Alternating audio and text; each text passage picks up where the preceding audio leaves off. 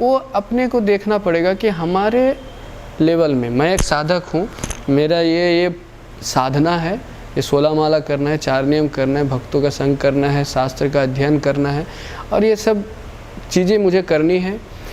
और मेरे मन को परखना है कि मेरा मन कितना मुझे साथ देता है सब करने में, और उस मन की स्थिति और मेरी भक्ति को परखते हुए मुझे एक निर्धारित करना पड़ेगा कि कितना इंद्र तृप्ति मेरे लिए ज़रूरत है। क्योंकि एकदम जीरो इंद्र तृप्ति साधक को ना कई बार भटका भी लेता है, क्योंकि मन बहुत बलवान है। उनको कुछ भी नहीं मिलेगा तो मन आपको उठा करके भौतिक मार्ग से आध्यात्मिक मार्ग से उठा करके फेंक देगा भौतिक मार्ग में। इसलिए हम देखते हैं कई बार कुछ लोग बहुत शुरू तपस्या करते हैं, एकदम बहुत जोरदार तपस्या, अब बाद में 2-4 साल बाद पता ही नहीं चलता कि कहाँ गए हो, फिर वो गायब हो जाते हैं। पोपा जी के टाइम पे भी हम सब ने वो स्टोरी सुना है। मायापुर में पोपा जी के एक शिष्य पोपा जी से कहें कि सब कुछ का मतलब तो हरे कृष्ण महामंत्र का जप करना है, तो मैं केवल रोज़ 24 घंटा जप ही करता हूँ पोपा, जब कुछ नहीं करता। पोपा जी बोले आप ये कर नहीं सकते हैं, आपके पोजीशन में जप और, क्योंकि हमारे पास इंद्र है, मन है, बुद्धि है, इन सब का एंगेजमेंट जरूरी है। तो engagement is also a requirement. Engagement नहीं रहेगा ना तो हम भटक जाएंगे।